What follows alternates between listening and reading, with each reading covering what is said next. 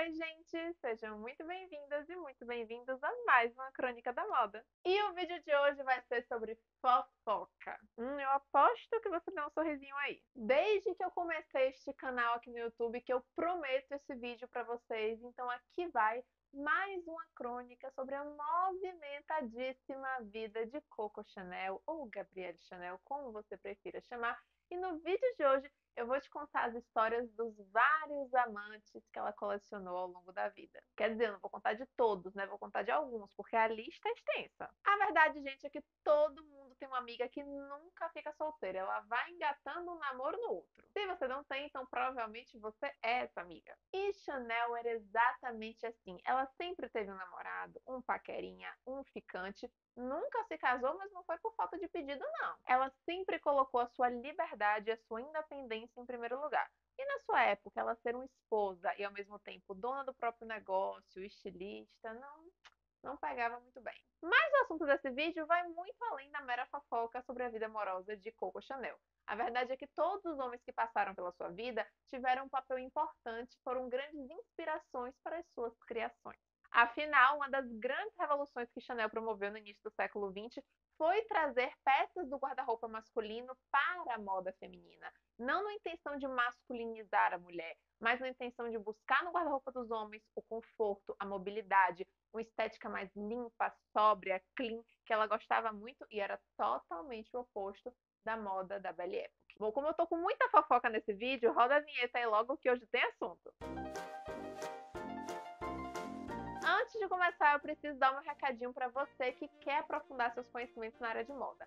Entre para a comunidade Crônicas da Moda, que eu vou te ajudar. A comunidade Crônicas da Moda é o meu clube de assinatura, onde todos os assinantes ficam reunidos num grupo super VIP no Telegram junto comigo e diariamente eu mando conteúdos exclusivos de moda lá. Podem ser trechos dos meus livros de moda, reportagens de revistas de moda, atuais e antigas, análise de desfiles, análise de figurino de filmes, de séries. E além disso, a gente tem uma live semanal, ou seja, um encontro ao vivo por semana, toda terça-feira às 8 horas, para a gente debater algum assunto do mundo da moda, pode ser algo que tenha acontecido recentemente, como nós debatemos, inclusive, recentemente, a saída da Virginie Viard da Chanel, mas também pode ser um assunto mais ligado à história da moda, aí depende. E claro que se você não puder estar sempre na live à terça-feira à noite, ela fica gravada para você ver e rever depois quantas vezes quiser. Então, vou deixar o link para você se inscrever aqui na descrição embaixo do vídeo e quando você acabar aqui, você já vai lá, se inscreve, porque você não vai se arrepender de entrar para a comunidade Crônicas da Moda. E também não se esqueça de deixar o seu like nesse vídeo, que me ajuda muito a continuar aqui no YouTube contando as Crônicas da Moda para você. E se você ainda não é inscrito aqui no canal, é só clicar nessa bolinha aqui embaixo e se inscreve, que também me ajuda demais. E não deixe de seguir o Crônicas da Moda nas redes sociais, no Instagram e no TikTok, para ter muito conteúdo legal lá também. Bom, o primeiro homem que entrou na vida de Gabrielle Chanel chamava-se Etienne Balsan. Ele era um bon vivant, herdeiro de indústria têxtil na França, olha só. E ele conheceu Chanel na mesma época que ela ganhou o apelido de Coco. O ano era 1903 e ela cantava num bar à noite junto com a irmã para complementar a renda. Ela tinha 20 anos. E o Etienne frequentava esse bar e ficou encantado com ela. 3 anos depois, ela acabou indo viver com ele, se tornando sua amante, porque a irmã dela tinha casado, tinha ido embora, então Chanel estava meio sem rumo na vida. Morando com Etienne na mansão dele, Coco Chanel foi introduzida à nata da alta sociedade parisiense da Belle Époque, né? Que frequentava a casa dele em saraus, festas intermináveis que duravam até de manhã. A ele, Chanel pedia tecidos para que ela costurasse suas próprias roupas, porque a moda daquela época não lhe agradava. Aquela coisa super opulenta, com muita renda, com muito babado, né, com aqueles chapéus enormes, cheios de flores. Ela dizia que as mulheres colocavam muita coisa em cima delas mesmas e que não se conseguia se sobressair, não conseguia ver a mulher por debaixo de tanta coisa que tinha. E foi aí que ela começou a roubar peças do guarda-roupa do seu amante. E aí ela aparecia com calças, camisas, paletós, tudo dele. O fato é que o Etienne era muito mais apaixonado por Chanel do que ela por ele, mas foi nesta casa, neste período, que ela vai conhecer aí sim o grande amor da sua vida, que também é uma figura importantíssima para a marca Chanel que conhecemos hoje. Esse cara era Arthur Capel, mais conhecido como Boy Capel, também riquíssimo, herdeiro membro da alta sociedade inglesa, porque sim, ele era inglês, mas passava muito tempo em Paris, e foi numa dessas festas na casa do Etienne que ele conheceu Chanel em 1908, e aí foi meio assim, amor à primeira vista, a conexão já rolou. Naquele mesmo ano, ele instalou Chanel num apartamento em Paris e abriu para ela uma boutique de chapéus, que seria um prenúncio da Maison Chanel que nós conhecemos hoje. Durante os anos da Primeira Guerra Mundial, entre 1914 e 1918, foi quando Chanel decidiu se lançar no mercado de moda, na alta costura, né? E aí o Boy Capel de novo financiou a abertura de 3 lojas para ela. Uma em Paris, uma em Biarritz e outra em Deauville. E foi a partir daí, com as roupas, que Chanel começa a fazer um grande sucesso e ganhar muito dinheiro promovendo seu novo estilo, que era de uma elegância descomplicada, um estilo mais clean, mais leve, sem todas aquelas opulências da Belle Époque. E claro, ela estava no lugar certo na hora certa, porque ela estava na terra da moda, com o financiamento do Boy Capel, que era riquíssimo, e também num momento ali de crise, sim, de Primeira Guerra Mundial. Mas são nesses momentos que as mudanças acontecem mais rápido, que elas se aceleram. E Chanel era a própria mudança na moda, então ela pegou esse bonde e foi longe. Os dois mantiveram um relacionamento por 10 anos, e Boy se dividia entre Londres e Paris, ficando sempre mais tempo na capital francesa. E quando ele estava em Paris, ele ficava com Chanel no apartamento dela, que ele tinha dado, mas eles também costumavam fazer muitas viagens juntos. Em uma delas, eles foram para Deauville, que é uma região de praia na França, e foi lá que Chanel observou pela primeira vez os marinheiros franceses trabalhando com suas camisas listradas. Ela achou aquilo bonito, ela gostou daquele visual, e a partir dali ela teve a ideia não só de usar a camisa listrada de uma forma mais casual, de incluir no seu guarda-roupa, mas também de começar a lançar coleções que fossem mais casuais, coleções de férias, justamente para ser usada naquele tipo de lugar. Bom, como vocês podem ver, Boy Capel foi uma figura muito importante para a Chanel, não só pessoa física, mas pessoa jurídica, né? A marca. Foi ele que financiou a abertura da marca que hoje nós conhecemos, né? Tanto é que a Maison Chanel tem hoje um produto que leva o seu nome.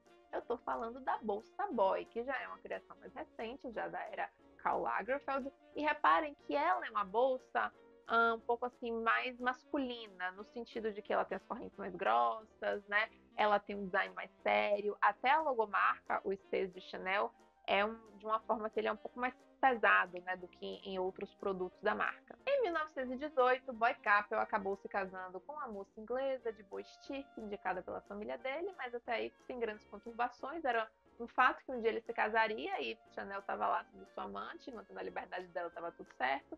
O caso deles, o relacionamento deles durou até dezembro de 1918, quando ele morreu em um grave acidente de carro.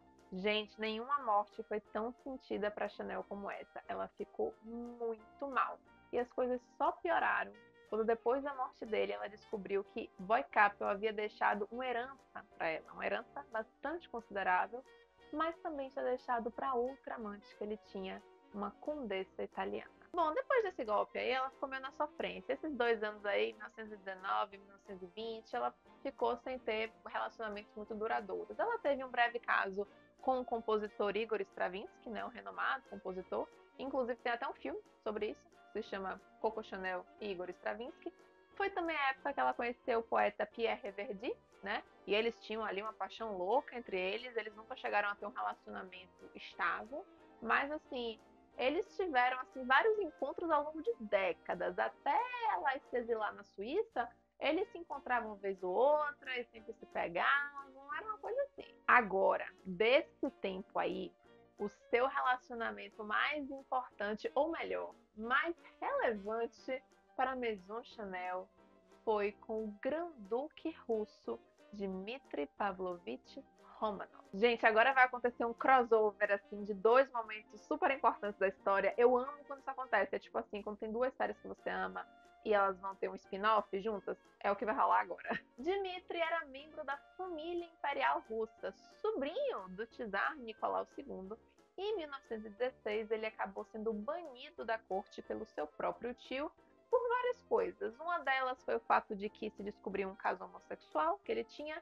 e também por ele ter participado de um complô para assassinar Rasputin, que era um membro religioso, né, um monge, de certa forma, que tinha uma influência muito grande na família imperial russa. Inclusive tem toda uma história aí de Rasputin que é muito legal também, mas eu não vou contar isso agora, senão já vai virar outro vídeo. Bom, mas o fato é que o Dmitri pulou uma fogueira danada, porque no ano seguinte, em 1917, iria estourar a Revolução Russa e todos os membros da família Romanov foram capturados e mortos. Enquanto isso, Dmitri foi se exilar em Paris e logo depois a cidade recebeu vários outros russos também fugidos da Revolução. E aí foi por volta ali do final do ano de 1920 que Dmitri e Chanel se conheceram. E aí rolou aquela fascinação mútua, sabe? Pô, ele era alto, loiro, com o rosto assim com traços bonitos, olhos verdes. Ela tinha aquela sedução de uma mulher que é diferente, sabe? Ele nunca tinha conhecido uma mulher como ela. Ele só convivia com princesas, né? Rainhas, duquesas, gente da nobreza. E de repente ele via aquela mulher ali independente, livre, dona do próprio negócio, que trabalhava, tão segura de si. Ele achou aquilo assim sensacional. Bom, e aí eles começaram a namorar e tudo certo, tudo bom. E Dmitri queria dar um presente para ela, mas como se impressiona uma mulher como Coco Chanel, né? Era um desafio realmente que ele tinha. Mas bom, ele tinha trazido da Rússia algumas joias da sua família, né? Porque isso, inclusive, era muito comum, ainda mais no contexto que ele estava vindo, fugido, exilado. Tudo que você tinha que levar eram as joias, porque joia é dinheiro. E aí, dentro desta coleção que ele tinha, estava um colar de pérolas legítimo, claro que estamos falando de joia, um colar de pérolas de 6 voltas, que ele olhou e falou, vou dar para ela. E foi lá e deu de presente para Chanel. E é o colar que ela está usando nessas fotos, as suas fotos mais famosas. Na verdade, ela está usando esse colar em 1 milhão de fotos, porque ela adorava ele era a cara dela. E eu acho assim incrível que as pérolas são o maior símbolo da Chanel, não só da Coco Chanel, mas do estilo Chanel de ser, da marca Chanel. As pérolas estão em todo lugar. E quem deu essa preciosidade, esse enorme colar de pérolas para ela foi o Dmitri, uma joia vinda diretamente da coroa russa. Inclusive, o relacionamento dela com o Dmitri fez Chanel mergulhar na cultura russa de cabeça. Ela fez várias coleções inspiradas na Rússia e até recentemente, até hoje, vira e mexe, esse assunto volta em alguma coleção, em alguma criação da Maison. Se eu não me engano, mais recente foi em 2019, quando a Chanel lançou uma coleção de alta joalheria, que era justamente para homenagear as conexões entre Chanel e a Rússia, né? Então era uma coleção de alta joalheria inspirada na estética russa, justamente lembrando desse período que ela ficou muito afeiçoada ao país, graças a Dmitri. Ah, e tem mais! Dmitri Romanov tem um papel importantíssimo numa criação super icônica da Chanel. É provável que você tenha na sua casa, eu tenho uma aqui. Foi ele que apresentou sua Coco Chanel ao perfumista russo Ernest Bull, que estava em Paris exilado também da Revolução e tinha sido perfumista oficial do czar da Rússia nos tempos do Império. E aí é este cara que vai criar o célebre Chanel número 5. Bom, mas o fato é que a vida amorosa de Chanel estava prestes a dar uma reviravolta no final do ano de 1923, quando ela aceitou um convite de uma amiga íntima sua, Vera Bate, para curtir uma festa de Natal que um amigo dela estava dando no seu iate ancorado em Monte Carlo. Na verdade, Chanel não estava nem muito afim de ir. Ela estava meio sem saco, ai, não quero não, tô cansada. Mas aí, Dmitri, de novo, foi lá e disse, eu adoraria uma festa no iate. Eu também adoraria, inclusive. Vamos sim, vai ser ótimo. Se arruma aí, vamos pra festa sim. O dono do iate era o Duque de Westminster, apenas um dos homens mais ricos da Inglaterra naquela época, parente próximo do rei. E alguns biógrafos até dizem que ele pagou uma quantia considerável para Vera Bate apresentar ele a Chanel, porque ele estava louco para conhecê-la. Bom, Chanel foi para tal da festa com Dmitri, ela e o Duque de Westminster se conheceram, tinha um resto de um outro pessoal lá, e todo mundo jantou, e todo mundo dançou até altas horas da noite, ela foi embora, tudo lindo, maravilhoso, vida que segue. Só que não, porque o Duque não esqueceu ela, ele ficou ali no pé, cortejando, para usar uma palavra mais bonita, e quem estava fazendo a ponte entre os dois era justamente a amiga Vera Bate. Então, ele mandava para Chanel bilhetinho, ele mandava flores, ele mandava cestas com comida, de framboesas, de morangos, de queijinhos. E Chanel, ela no início estava um pouco resistente, ela tinha suas ressalvas, porque realmente ele era um nobre de muita alta estirpe na Inglaterra, ele estava até na linha sucessória do trono, e ela sabia que ela não era a mulher ideal para estar naquele lugar, que até pelo estilo de vida que ela levava, muito livre, muito liberta, não era lá uma coisa que a aristocracia britânica aprovasse muito. Então, ela não estava muito afim de se envolver. Mas o querido não desistiu e acabou que os dois engataram no romance que durou aí 10 anos. E nesse período, Chanel foi apresentada aos seletíssimos membros da família dele, também amigos. Dentre eles estavam o príncipe de Gales, Edward, que era o tio da rainha Elizabeth II, que mais tarde vai se casar com Holly Simpson e vai ser uma grande cliente de Chanel. Também estava Winston Churchill, que aí virou um grande amigo dela mesmo. Inclusive vai livrar o pescoço dela mais pra frente, lá na Segunda Guerra Mundial, mas aí também é outra história. O Duque de Westminster, a quem os mais íntimos chamavam de Bendrall, ele era aquele cara bem conquistador, Dom Juan, sabe? Então, virava e mexia, ele mandava pra Chanel de presente um buquê de flores. Oh, que lindo, um buquê de flores. Só que aí dentro do buquê, assim, pelo meio das flores ali, ele colocava joias. Anel de rubi, um colar de esmeralda, uma pulseira de diamante, ali, escondidas no buquê para ela ter a grata surpresa de encontrar, né? Coisas simples. Nessa época, a Chanel passou a frequentar mais a Inglaterra, conquistando uma clientela importante por lá, e ela também fez o que ela sabia fazer de melhor, que era roubar as peças do guarda-roupa do Duque. E nesse caso, o que chamou particularmente a atenção dela foi o tweed, esse tecido entremeado de lã, que hoje é tão icônico da Maison Chanel, a gente associa tanto a Chanel, e parece que qualquer outra coisa que fazem de tweed estão copiando a Chanel. O tweed era um tecido muito usado pela nobreza inglesa na prática esportiva ao ar livre, ou seja, nas caçadas, nas cavalgadas, né? Justamente por ele ser considerado um tecido mais rústico e ao mesmo tempo esquentar, né? Então fazia com que ele fosse ali perfeito para esse tipo de atividade. E o Duque utilizava muito, especialmente na Escócia, né? Onde esse tipo de prática esportiva acontecia com mais frequência. Ele obviamente tinha uma casa lá. E Chanel ia muito com ele para a Escócia e ela ficava olhando ele lá no seu blazer de tweed, achava lindo. E aí logo ela pegou um blazer para ela usar também. E ela também vai produzir algumas peças em tweed, né? Ainda né, nessa fase. Essa foto aqui dos anos 30, ela tá usando tipo um trench coat de tweed. Mas a gente sabe que a peça que ela vai criar mais famosa no tweed ainda vai vir muitas décadas na frente, né? Já na segunda fase da sua carreira, quando ela cria o tailleur de tweed em 1956, que é o conjuntinho da saia com o casaquinho, que hoje, inclusive, a jaqueta de tweed é uma das peças mais icônicas da marca, e foi inspirada justamente no tweed do Duque de Westminster. Bom, e para encerrar, tem um outro grande amante na vida de Coco Chanel, que eu não vou falar dele aqui, porque a história dele é um pouco mais complexa, que é o Dinklage, que foi o oficial nazista, né, o espião nazista que estava na Paris ocupada durante a Segunda Guerra Mundial. E ela teve um caso durante toda a guerra com ele e ainda um pouco depois, né, já no exílio na Suíça. E aí, bom, esse é um caso mais complexo que envolve várias coisas e eu tenho um vídeo aqui no canal contando tudo sobre como Chanel ajudou os nazistas e contando sobre esse relacionamento dela com o Dinklage. Então, eu sugiro que agora você vá lá, eu vou colocar o link aqui na descrição e também em cima, para você assistir e entender essa história, porque é uma história mais complexa e tal, por isso eu não vou incluir aqui.